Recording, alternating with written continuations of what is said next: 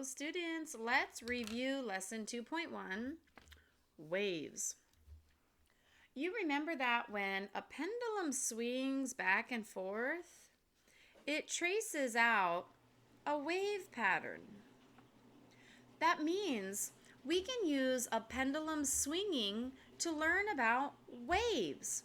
In fact, a pendulum swinging can help us study waves through water, sound waves, as well as oscillations, rotations, and vibrations.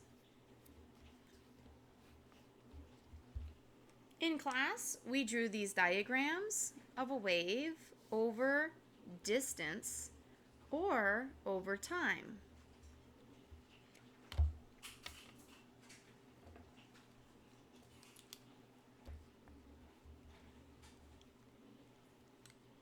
I'd like you to label some important parts on your graph.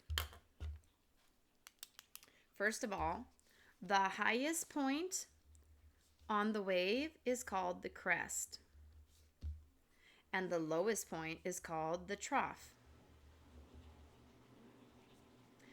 The distance from the equilibrium or midpoint up to the highest point is called the amplitude. We can use A to stand for amplitude.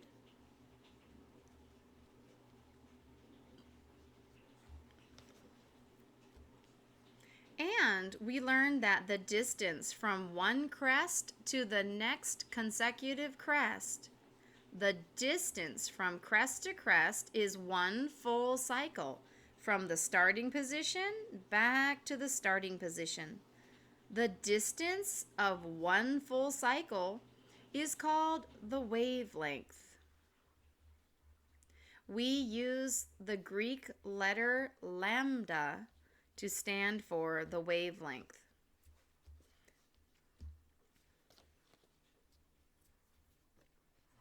Previously, we also learned the period of a wave.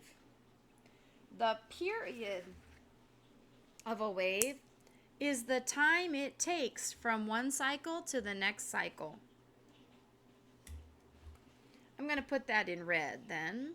From here to here is one period, which we let capital T stand for one period. The time it takes from one cycle to the next is the period. The point of lesson 2.1 was to find the speed of a wave. Remember, this wave is traveling, like imagine down a rope or across the surface of some water. This is a traveling wave, and we want to calculate the wave speed. Well, the first thing you need to know is how to define speed, or what is speed? What is the mathematical equation for speed? Speed is the distance something travels divided by the amount of time it takes to travel that distance. Let me give you an example. Let's say I'm going to fly my private jet up to Oregon, which is about 900 miles away, and say it takes me 3 hours to get there. Then my speed equals 900 miles divided by 3 hours of traveling. My speed equals 300 miles per hour. This fraction line can be read as per. Notice that I have the units in my calculation. That's called dimensional analysis. And when you do your work in physics class, you always need to write the units in your calculations. Multiplying and dividing was middle school math skills, but here in physics, not only do we do the math, we use dimensional analysis, and we always put our units in the calculation. So my final speed that I calculated is 300 miles per hour, and I got that from my calculation, miles per hour. But what about the speed that a wave travels? Can I calculate that the same way? Yes, I can. Let's look just at one cycle. From the first crest to the second crest, just one cycle here. When a wave travels from the first peak to the second peak, it travels a distance of one wavelength, and it takes a time of one period. Now we can calculate the wave speed. Wave speed equals distance traveled, which is one wavelength, divided by the time it took, which was one period. For wave speed, we're going to use a cursive V to stand for wave speed. Wave speed equals the wavelength divided by the period. This equation is very helpful when you are given the wavelength and the period, because then you can divide and do dimensional analysis to calculate the wave speed. Let's do an example. Let's say that your wavelength is 0.5 centimeters and the period of a wave is 0.1 seconds. Let's calculate the speed of the wave. The speed of the wave will equal the wavelength divided by the period.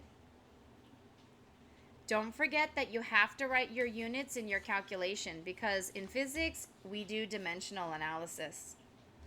Now, to do the math, divide the numbers and keep the units.